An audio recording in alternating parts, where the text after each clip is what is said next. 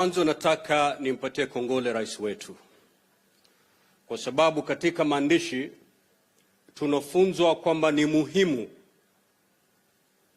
kurudi kwa Mwenyezi Mungu baada ya kuwa umemwomba na ametimiza yale yote uliomuomba, umregelee na ukamwambie asante. Leo hii tuko hapa kwa sababu tunataka kumwambia Mwenyezi Mungu asante kwa yale yote ambayo tulimuomba na akatuajalia kuyapata. Kama mnavyokumbuka, rais wetu wakati wa campaign, viongozi wengi sana wa kisiasa walikuwa wanamwogopa kumkaribia kwenda karibu naye. Si kwa sababu alikuwa mtu mbaya, lakini kasumba iliyoko ni kwamba ukimkaribia ole wako. Kuna wengi walipitia makubwa kwa sababu ya kuwa rafiki ya William Ruto. Kuna wengi walipata masaibu kwa sababu ya kukaa kidete na William Ruto. Na yeye mwenyewe alipitia mengi katika safari yake. Hapa Mombasa, nikiwakumbusha tu, kuna nyumba mbili, moja ya rais na moja ya naibu wake, na hizi zote zilijengwa na tax ya Wanakenya. State House hii rais alikuja na alikuwa anafanya mipango yake pale, nalala pale, anakuwa na mikutano pale. Lakini nyumba ya naibu wake, hiyo ilikuwa milango imefungwa kwa Mheshimiwa William Ruto, na alipojaribu kuingia vitu vyake vilitupwa, like a tenant who has failed to pay rent. That is the journey that William Ruto has walked. Lakini kwa sababu kuna Mungu aishie, today the President of the Republic of Kenya is none other than William Samoei Ruto. The system had rejected him. Matajiri wote, they had rejected him, because alikuwa amesukuma pahali everyone saw in William Ruto not someone who will ever get far.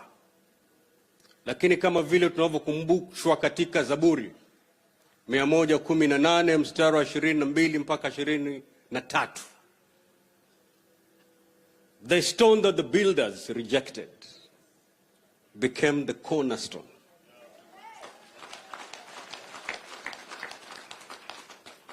Tuna sababu zote za kumwambia Mwenyezi Mungu asante. Na sisi ambao tulimwombea, hususan misikiti, makanisa, synagogues, temples. Wajua Waswahili wanasema kwamba kupanda mchongoma si ngoma, ngoma ni kushuka mchongoma. Kumwombea Mheshimiwa William Ruto awe rais si ngoma. Ngoma ni kumwombea Mheshimiwa rais atekeleze baada amekuwa rais wetu. Manake yale mawimbi ambayo yanamkumba wakati ni rais ni mazito kushinda yale mawimbi ambayo alikuwa anapigana nayo wakati anatafuta hii kiti. Wale ambao walikuwa wamejihami kuhakikisha kwamba asiwe rais, they're not happy today. So they will do anything. They'll do whatever it takes to make sure William Ruto and his government fails. Na kama Wakenya mnavyojua, Rais William Ruto, if he fails na serikali yake isipofaulu, then Kenya has failed. Lakini wale kwa sababu yao ni siasa, they don't care. Chambilecho cha ule bwana ambaye yuko katika chombo baharini, katika dao, amechukua tindo, anaanza kutoboa shimo katika lile dao, asipojua kwamba likizama hata yeye atafanya nini? Atazama.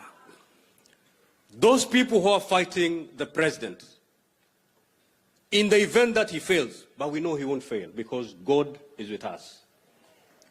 But in the event that he fails, wao, vizazi vyao, na vizazi vinavyokuja baada ya vizazi vyao, hawajui kwamba wataangamia. And therefore it is important that all of us surround His Excellency, the President, with prayers, because his success is our success. Mimi nataka niombe viongozi wetu wa dini. If there's a time we needed prayer, it's now. Nakumbuka siku moja kule Karen, baada matokeo yametangazwa, His Excellency called us katika hema kama hivi. Kulikuwa na baridi siku hiyo, na kaita treasury yote kutoka waziri mpaka nani, ili aje watuambie what is the status of the economy and the books of this country. Baada kukaa pale kusikiza, ultimately kuambiwa kwamba the cash in hand when President William Ruto was taking the reins of power, the cash in hand in this country was paltry 90 million.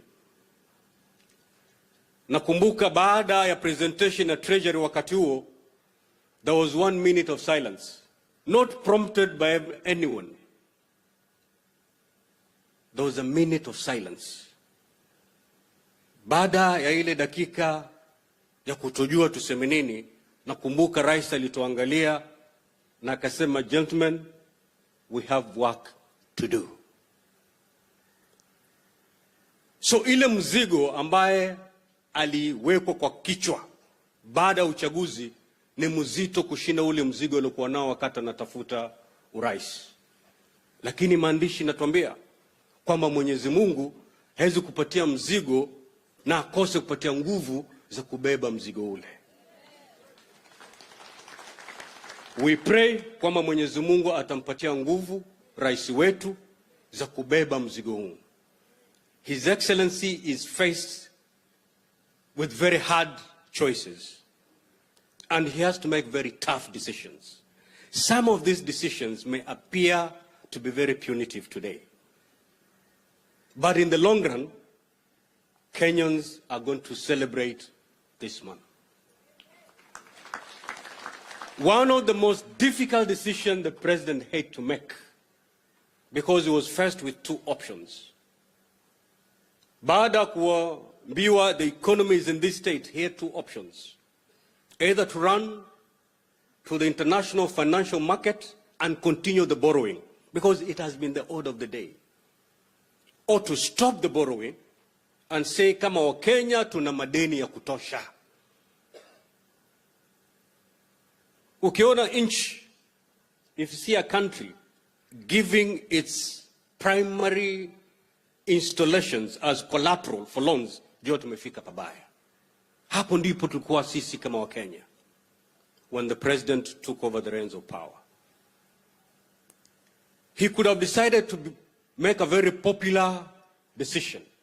Manake yeye ni mwanasiasa, and 2027 he'll want to be re-elected to do his second term. He could have chosen the easiest and most popular path: to borrow more, to continue with subsidies that were not sustainable. Kenyans wangepigia makofi, but in the long run he would have sunk this country deeper and deeper in trouble. The president chose country over self. He decided to make the most painful decision that many people will consider it extremely punitive, but in the long run, Kenyans will celebrate His Excellency. He decided, instead of going to the market and sink Kenya into more debt, the best thing is, let's see how we can be able to raise money locally. Many people see that as punitive, but the other option is worse. The other option was worse. We are auctioning our country, our sovereignty, to other countries. and with such decisions, the president needs prayer. Na rais, nataka nikukumbushe wakati ulipokuwa Sagana kule Nyeri. I likened you like kama mganga wa ugonjwa wa jipu. You know, daktari wa jipu, he's never celebrated wakati anatibu lile jipu. Hapongezi wakati anatibu lile jipu. Kwa sababu jipu kupona, kuna kizungumkuti lazima kifanyike. Lazima lifinywe, na yule unomfinya atapiga kelele, hata makofi anaweza kukupiga. Lakini ukiliachilia, ataendelea kuwa mgonjwa.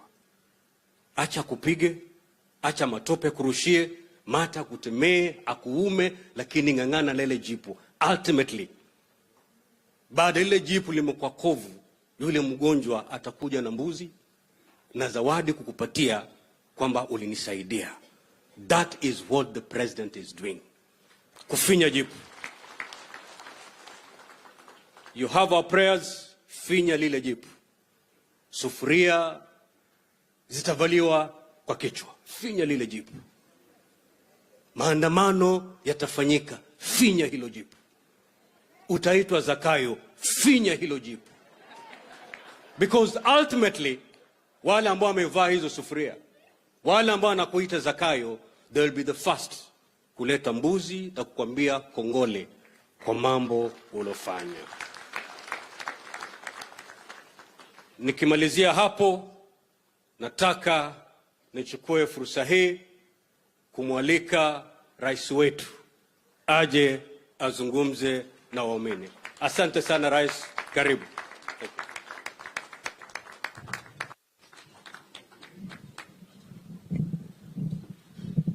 Asante sana, tafadhali tunaweza